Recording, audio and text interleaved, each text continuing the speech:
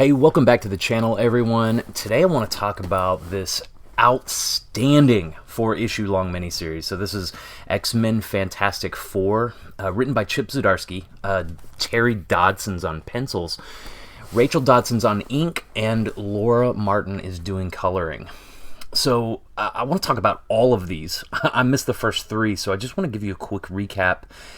And, I'm going to get into some opinions here at the end, but I just want to give you really a feel for what happened in this issue. And a lot kind of happened over this whole miniseries. So it opens up here, and we start out in Franklin Richards. He's the mutant son of Sue Storm and Reed Richards of the Fantastic Four. And over a long course of time, he's been slowly losing his powers.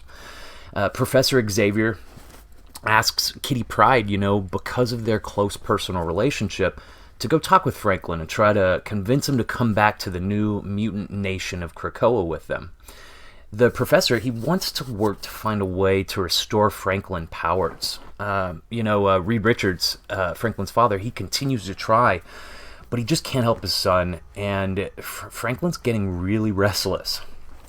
When the X-Men they visit the Fantastic Four in issue number 1. We see an intense collision from the very get-go. It doesn't start out necessarily violent, but it gets there really quick between, the Fantastic Four, the X-Men. It's a really fun battle, and that continues deep into this miniseries. While Kitty and Franklin, they sneak off together, and Franklin decides, he says, you know what, I'm going to go to Krakoa with or without my family's blessing.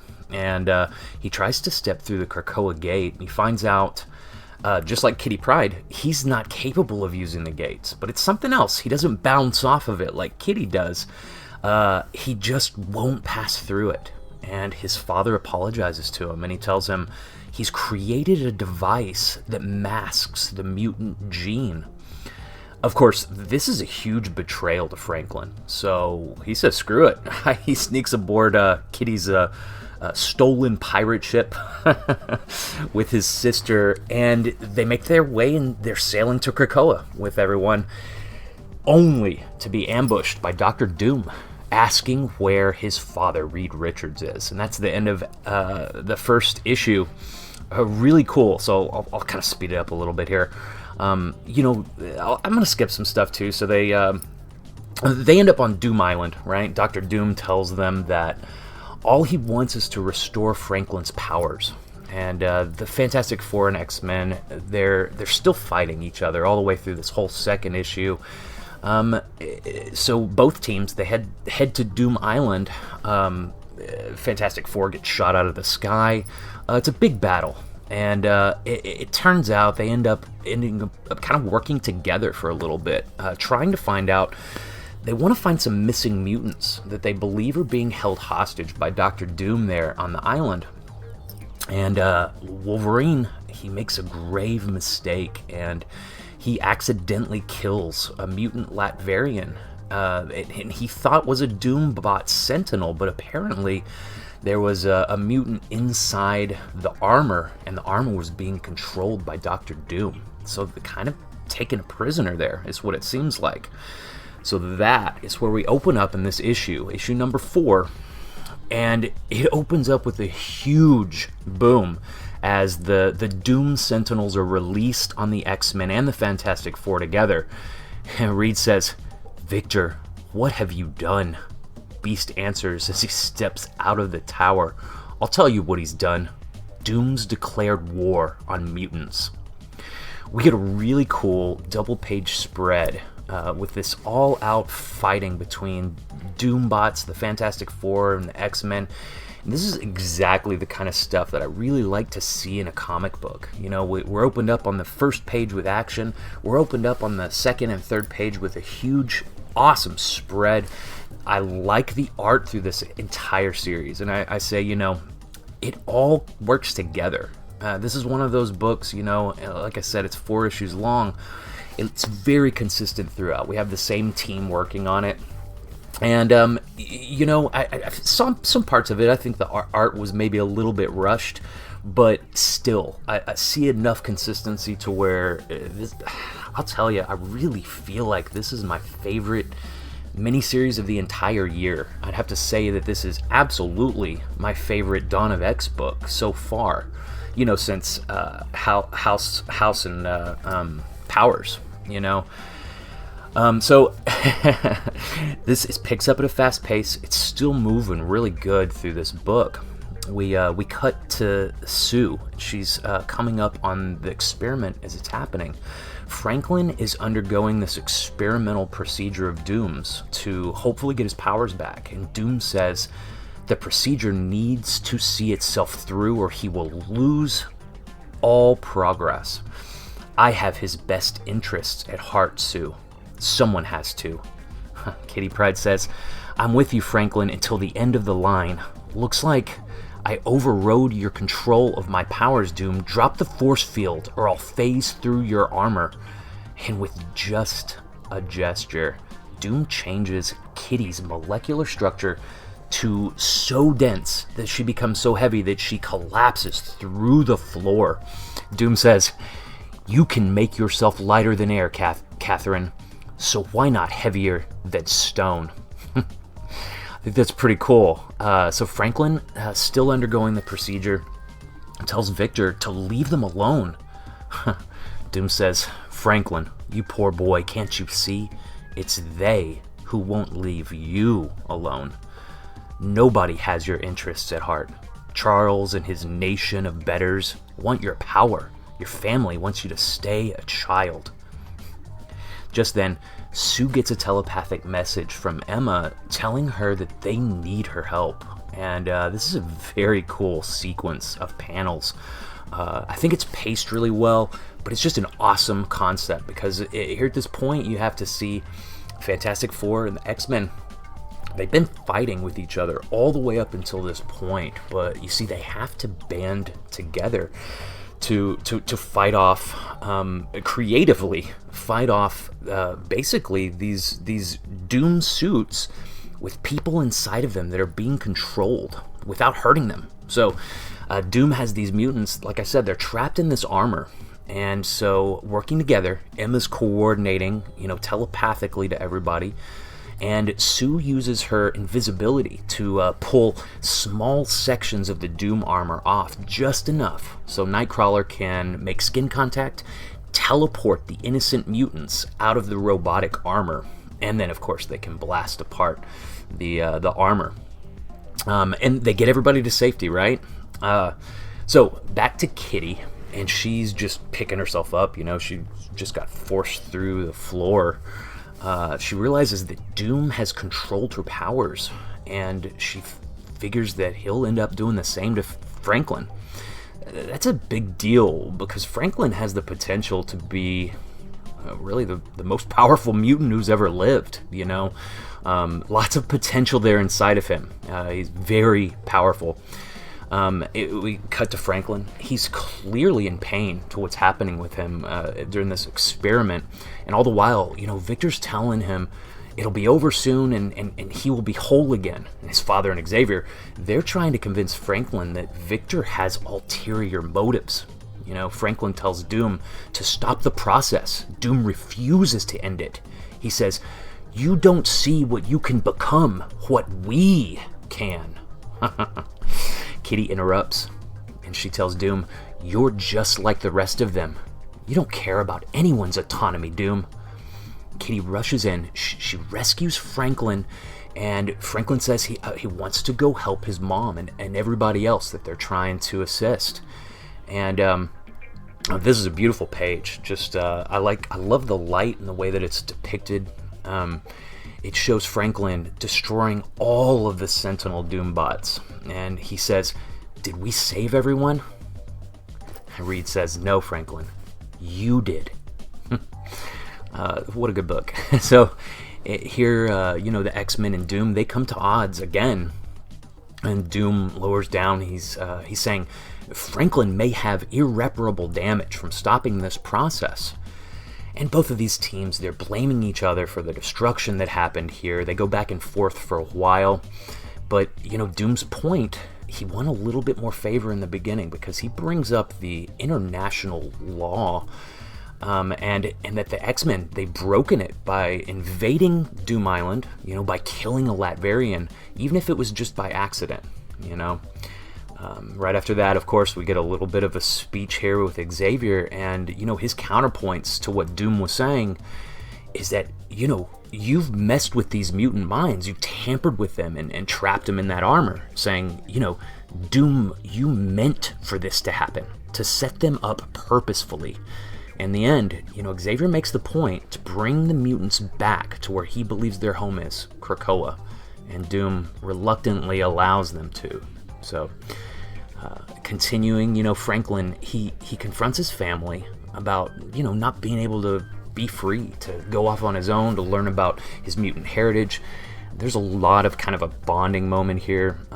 Some crying, Reed Richards, he reluctantly agrees to let his son go off to Krakoa and stay with the rest of the mutants. And fast forward a little bit, this is where, more and more keeps getting revealed about all of the gray area that everyone seems to be in here, kind of morally, Valeria discovers that Doom was siphoning off power from Franklin with this procedure that he was undergoing. And, that's pretty underhanded. We don't find out why necessarily, but we kind of find out the idea behind it. Doom explains that evolution will be of an intellectual nature. The power of mutants must push humans to be smarter than mutants in order to win, I'll tell you, we're very much getting to this place to where I think we're setting the stage for a future war between Krakoa and Latveria. And honestly, if I had to guess, just looking at everything that's been going on here, this tiny battle was absolutely nothing compared to what's to come. And, Dawn of X, everything that's going to go down. I honestly feel like Krakoa is going to end up facing off against the whole world, and it's just going to be a huge mess, So this is the point. This is the point in the book that just, oh man, what an ominous vibe, This is where, this is my focus point of the whole book. It kind of brings the events all together, gives it kind of this dark meaning, right? And I consider this to be a deep foreshadowing into what really might come to be the next step, the next reveal in the Dawn of X, right? Kind of gave me the chills. Magneto and Xavier, they walk in and they talk with Reed about the mutant gene device that he made. And Reed, he just begins to apologize, for creating the machine that would nullify the X gene. Xavier says, "We're not here for your apologies. The device you created not only cloaks the mutant gene, it can also cut the gene off, denying mutants their abilities." How did you know where to find Charles? Are you in my head? What are you doing? Charles says, "It's gone. I just removed your ability to remake the device. No matter how hard you think about it, tossing and turning in bed, trying to put the jigsaw puzzle together, it will always be missing pieces. This is mercy, Reed. Mercy for a man who doesn't understand the consequences of his actions. The old me, back when you and I were in the Illuminati, would take one more step after this. I would erase your memory of me doing this to you, but that was then. This is now. I want you to remember, this is not a game to us. This is our right to survive." Magneto kind of finishes his thought as if they're thinking or speaking in unison. He says, "You don't get to do whatever you want anymore, Richards. Your wild, unchecked actions are now being checked. Welcome to the new world." Look, after reading all of that, after seeing all that, I was like, this is some pretty dark stuff, I look at everybody in the entire book, and I see everyone's doing underhanded stuff. They're really, there's a lot of moral ambiguity going on. I mean, we really, I'll be honest, the only heroes in this book, in my opinion, are Franklin and Kitty Pryde. Franklin Richards and Kitty Pryde. Everyone else is really behaving like a villain, in my opinion. And, hey, I get it. Heroes make mistakes. They have, I will say this, out of everybody, I think the Fantastic Four, had a little bit of a redemption moment, saying, hey, Franklin, we're sorry for kind of trying to keep you a kid all this time, and go out on your own or whatever. Still doing really bad stuff, underhanded stuff, so there's all kinds of theories about about what's going on with the island, with the X-Men, and I hope we get to really see some of these reveals happen soon, because I don't know if I'm right, but I'm kind of in the camp that believes, if you remember back to the old days, we're talking about giant-sized X-Men, and when we first met the sentient island of Krakoa, I mean, the island was literally trying to kill everybody. So, I mean, when you think about that, when you think, well, maybe the island stopped trying to kill them, maybe it just wants to control them now. Maybe it wants to kind of get in their heads and use kind of a subtle type of mind control. I mean, think about it. We have the X-Men, the X-Villains, absolutely all the mutants except for Namor and Franklin, they're traveling all over the Earth. Hell, I mean, they're traveling all over the galaxy. They're planting these Krakoan spores everywhere they go. All these gates pop up. They've convinced almost the entire world to start taking these drugs that are grown from the island, from these spores or seeds. Who knows what the side effects are that these Krakoan drugs could have on humans? Who knows if they're, possibly controlling their minds as well?